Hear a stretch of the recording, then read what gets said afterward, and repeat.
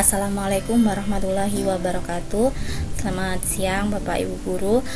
Kali ini saya akan mencoba membahas persiapan P3K yang dikeluarkan oleh Kemendikbud melalui guru belajar di SIM PKB.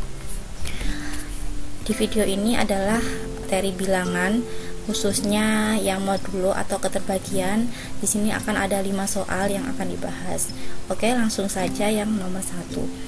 Pasangan berurutan PQR yang merupakan contoh dari sifat jika P ini artinya P habis membagi Q dan P habis membagi R, maka P habis membagi Q plus R adalah, jadi jika ada seperti ini P kemudian di sini Q, artinya P habis membagi Q. Contohnya seperti ini. Jadi kita cek satu-satu. Misalkan di sini kan ini PQR. Jadi P-nya 3, Q-nya 6, R-nya 10. Nah, apakah 3 dia habis membagi 6? Jadi 6 kalau dia dibagi 3 kan ada 2. Nah, tidak ada sisanya. Berarti pernyataan yang ini dia benar. Kemudian kita cek yang P habis membagi R. Nah, apakah 3 ini P nya kan 3, R nya 10. Apakah 10 habis dibagi dengan 3? Nah, tidak habis karena dia mempunyai sisa 1. Jadi pernyataan yang A adalah salah. Nah, kita coba cek yang B. Jadi di sini misalkan P Q R. Jadi 3 min 3 itu habis dibagi dengan 3 atau tidak mempunyai sisa, kan min 1. Kemudian yang R dibagi dengan P, jadi 3 dibagi dengan 3 hasilnya juga 1, dia tidak punya sisa, benar. Kemudian yang Q plus R, nah Q nya kan min 3 ditambah 3 itu kan 0 bisa dibagi 3, 0 dibagi 3 hasilnya 0, jadi dia tidak punya sisa. Jadi yang B ini 3, min 3 dan 3 adalah benar gitu. Nah, yang C kenapa salah? Karena ini kan 14 ini dia kalau dibagi 3 nanti masih sisa. Nah, jadi pernyataan yang benar adalah yang B. Oke, lanjut yang soal nomor 2. Jika 2P sama kongruen dengan 2Q modulo 5, maka P adalah, nah di sini ada teorema jika PQR dan M adalah bilangan-bilangan bulat dan M lebih besar dari 0, sedemikian hingga P kongruen dengan Q modulo M, maka nah kita bisa pakai sifat yang nomor teorema 2.3 ini yang nomor 3. Jadi kedua ruasnya itu bisa dikali ya, karena bisa dikali berarti bisa juga dibagi. Nah, 2P kongruen dengan 2Q modulo 5. Nah, jadi sama-sama dibagi 2, nanti hasilnya adalah P kongruen Q modulo 5. Jadi jawaban yang tepat adalah yang P, Q modulo 5. Oke, lanjut yang nomor 3. Jika bilangan bulat X dan Y memenuhi kongruensi, 2X kongruen 5 modulo 13, 3Y kongruen dengan 7 modulo 13. Di sini saya akan menggunakan dua cara. Cara yang pertama adalah kita mencari masing-masing X dan Y-nya sendiri.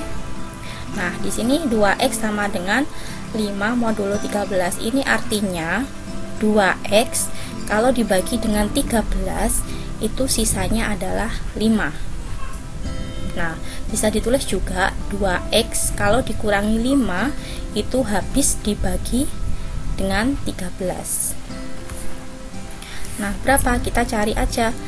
Kalau 13 supaya ini sisanya 5 berarti bisa ya 13 ditambah 5 kan 18 ya. Jadi 18 dibagi 2, X-nya ketemu 9. Atau kalau kita masukkan, kalau X-nya 9, 2 dikali 9 kan 18. 18 dikurangi 5, 13. Lah, 13 habis dibagi 13. Nah, hasilnya adalah 1. Tidak mempunyai sisa. Nah, jadi kita buat di sini X-nya sama dengan 9. Kemudian kita mencari Y-nya. 3Y kongruen 7 modulo 13. Jadi sama dengan 3Y kalau dikurangi 7 itu habis dibagi 13. Jadi kita cari Y-nya itu berapa. Nah, misalkan kalau 13 dikali 1 itu 13 ditambah 7 kan 20 masih belum bisa dibagi 3. Jadi kita mencari yang bisa dibagi 3. Misalkan 13 kali 2 itu kan 26. 6 ditambah 7 itu 33. Nah, 33 bisa dibagi dengan 3. 33 dibagi 3 adalah 11. Jadi kita pakai Y-nya 11. Atau kalau kita masukkan Y-nya 3 dikali 11 kan 33 dikurangi 7 itu kan 26, berarti habis dibagi 13. 26 dibagi 13 itu sama dengan 2 dan sisanya 0. Nah, di sini kita memakai Y-nya 11. Yang ditanya adalah XY kongruen modulo 13. Jadi XY modulo 13, X-nya tadi 9 dikalikan dengan 11 modulo 13. Kalau 13 dikali dengan 7 itu kan 91. Nah, 99 dikurangi 91 kan sisanya masih 8.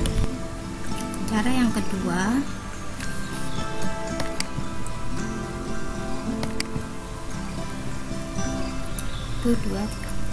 cara yang kedua kita bisa menggunakan teorema 2.4 jika A kongruen B modulo M dan C kongruen D modulo M, maka nah di sini kita bisa menggunakan yang nomor 3. Jadi AC kongruen BD modulo M. Nah, di sini A, B, C, D-nya itu beda semua. Jadi bisa dikali AC sama dengan nanti BD. Nah, jadinya 2 kongruen 5 modulo 13 dikali dengan 3Y kongruen modulo 7 modulo 13. 2X dikali dengan 3Y itu sama dengan 6XY. Kemudian 5 dikali 7 itu sama dengan 35 modulo 13. Nah, 35 modulo 13, jadi 35 kalau dibagi 13 itu berarti sisa 9. Karena kan 35 dikurangi 26, 9. Jadi bisa ditulis 9 modulo 13. Dibagi 3 jadi 2XY kongruensi 3 modulo 13. Nah, kita di sini mencari XY-nya itu berapa. Kalau dikali 2 dibagi 13 itu sisanya 3. Nah, kita coba ya, 13 kalau ditambah dengan 3 kan hasilnya 16. 16 dibagi 2 kan bisa, yaitu 8. Jadi kita ambil XY-nya sama dengan 8. Karena 2 dikali 8 kan 16 ya. 16 dibagi 13 nanti akan sisa 3. Oke, karena yang ditanya adalah XY modulo 13, sedangkan XY-nya adalah 8. 8 modulo 13 berarti sama dengan 8. Karena 8 kan sudah lebih kecil dari 13. Jadi ini adalah sisanya 8. Oke, next nomor 4.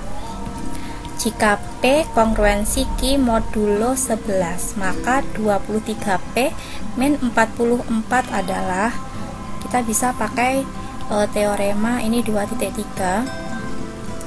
Jika P, Q, R dan M adalah bilangan-bilangan bulat dan M lebih besar dari 0, sedemikian hingga P kongruen Q modulo M, maka nah di sini bisa ditambahkan, sama-sama ditambahkan dengan angka atau R, bisa sama-sama dikurangi, bisa sama-sama dikali. Nah, soalnya adalah P kongruen Q modulo 11. Kalau yang ditanya adalah 23P min 44, jadi di sini juga bisa dikalikan dengan teorema 2.3 yang nomor 3 ini, dikalikan dulu 23Q, kemudian dikurangi 44 modulo 11. Ya, sama-sama dikali 23 dan dikurangi 44. Kemudian 23 ini bisa kita pecah menjadi 22Q plus Q. Di sini min 44. Ini bisa kita keluarkan 22 Q min 44 sama dengan 11 dalam kurung 2 Q min 4 plus Q modulo 11. Nah, karena ini 11 dikali berapa, jadi kelipatan 11 dia pasti habis membagi 11, jadi ini nilainya adalah 0 karena sisanya 0. Tinggal Q modulo 11, Q modulo 11. Nah, kita cek opsinya yang ini 12 Q plus 22 modulo 11. 12 Q itu kan kita bisa jabarkan 11 Q plus Q ya. Nah, untuk yang 22 modulo 11, 22 kan dia habis dibagi dengan 11, jadi ini nilainya adalah 0 karena sisanya 0, berarti tinggal 12 Q nya kita jabarkan 11 Q plus Q. Sedangkan 11 Q nya itu dia kelipatan 11, jadi pasti bisa dibagi dengan 11, jadi yang ini nilainya 0, berarti tinggal Q modulo 11. Nah, yang kongruen adalah yang A. Nomor 5. Bilangan bulat positif terkecil n sehingga berlaku 10 pangkat 2018 kongruensi n modulo 7 adalah. Nah, kita bisa memulainya dengan 10 sama dengan 10 mod 7 ya. Jadi 10 itu adalah 7 dikali 1 plus 3 mod 7. Jadi 10 kalau dibagi 7 itu sisanya 3. Bisa ditulis dengan 3 modulo 7. Nah, kedua ruas sama-sama kita kuadratkan. Jadi di sini 10 kuadrat sama dengan 3 kuadrat mod 7. Nah, 3 kuadrat itu adalah 9. 9 kalau dibagi 7 itu sisa 2. Bisa kita tulis seperti ini. Kemudian masing-masing ruas ini kita pangkatkan 3. Yang 10 pangkat 2 dipangkatkan 3, jadi 2-nya dipangkatkan 3 modulo 7. Nah, 2 pangkat 3 itu kan hasilnya 8. 8 kalau dibagi 7 itu 1, berarti sisa 1 ya. 8 dikurangi 7 1. Yang ini bisa kita tulis 10 pangkat 6 sama dengan 1 modulo 7. Nah, karena yang tujuannya kita adalah 10 pangkat 2018, sedangkan kalau 2018 itu kalau dibagi 6 itu kan 336, berapa gitu kan. Nah, jadi kita pangkatkan 336. Nah, yang satu juga dipangkatkan 336 modulo 7. Nah, 6 dikali dengan 336 itu hasilnya adalah 2016. Yang ini jadi 10 pangkat 2016, satunya dipangkatkan berapapun hasilnya tetap 1. Nah, supaya yang ruas kiri ini 2018 berarti kita harus mengalihkan dengan 10 pangkat 2 karena 2016 ditambah 2 kan nanti hasilnya 2018. Jadi di sini juga dikalikan dengan 10 pangkat 2. Nah, 10 pangkat 2 itu kan 100. 100 itu kalau dibagi 7 itu kan 14 koma, atau 14 dikali 7 itu kan hasilnya 98. Nah, ditambah dengan 2, 100. Jadi 100 dibagi 7 itu sisanya 2. Bisa ditulis dengan 2 modulo 7. Jadi 10 pangkat 2018 adalah 2 modulo 7, dimana 2 ini adalah N. Jadi jawabannya adalah 2. Ini 2 ya, ini kalau 1 ini salah, jawabannya adalah 2. Baik, sekian dulu untuk video selanjutnya. Insya Allah akan saya share setelah video ini. Terima kasih, saya akhiri. Wassalamualaikum warahmatullahi wabarakatuh.